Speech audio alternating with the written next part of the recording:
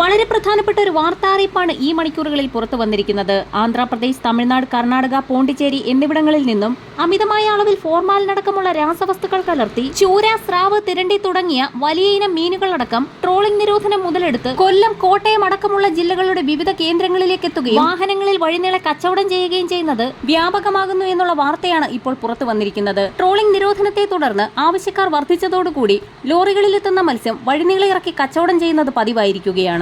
അതിർത്തികളിൽ ഭക്ഷ്യസുരക്ഷാ വകുപ്പിന്റെ സ്ക്വാഡുകൾ ഉണ്ടെങ്കിലും രാസവസ്തുക്കളുടെ സാന്നിധ്യവും പഴക്കവും അതിവേഗം നിർണ്ണയിക്കാനുള്ള സംവിധാനങ്ങളില്ല. കോട്ടയം ജില്ലയുടെ വിവിധ കേന്ദ്രങ്ങളിൽ നിന്നും മത്സ്യം വാങ്ങി പാകം ചെയ്തവർക്ക് മീൻ പാകമായ സമയത്ത് ദുർഗന്ധവും നിറവ്യത്യാസവും അനുഭവപ്പെട്ടു. ചെകിളപ്പൂക്കൾക്കും കണ്ണിനും നിറവ്യത്യാസം, തൊലിപ്പുറത്തെ മിനുമിനുപ്പ് നഷ്ടപ്പെടൽ, ദുർഗന്ധമുള്ള ദ്രാവകം തൊലിപ്പുറത്തുകൂടി വമിക്കൽ എന്നിവയാണ് ശ്രദ്ധയിൽപ്പെട്ടത്. പാകം ചെയ്യുമ്പോൾ മാംസത്തിന് കറുത്ത നിറമുണ്ടാകുന്നതായും ചിലപ്പോൾ കറി പതയോടുകൂടി തിളച്ചു പൊന്തുന്നതായും പരാതി ഉയർന്നിരിക്കുകയാണ്.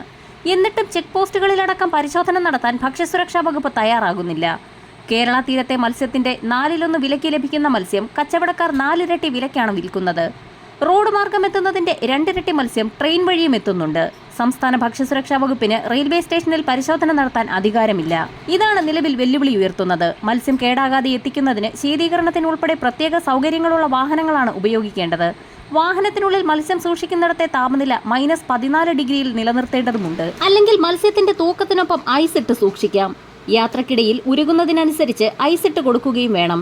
ഇതൊന്നും പാലിക്കാതെ മിനി ലോറികളിൽ മൂടിക്കെട്ടിയാണ് മത്സ്യം കൊണ്ടുവന്നുകൊണ്ടിരിക്കുന്നത്. നിലവിൽ മത്തി, അയല, കിളിമീൻ എന്നിവ കിലോയ്ക്ക് 350 രൂപ വരെയും വറ്റ, കാളാഞ്ചി, മോത എന്നിവ 800 രൂപ വരെയും, നെയ്മീൻ 1100 രൂപ വരെയും, കരിമീൻ 500 മുതൽ 600 രൂപ വരെയുമാണ് കച്ചവടക്കാർ ഈടാക്കുന്നത്. ട്രോളിംഗ് നിരോധന കാലത്ത് കേരളത്തിൽ ചെറുവള്ളങ്ങളെ കടലിൽ ഇറക്കാനാവൂ.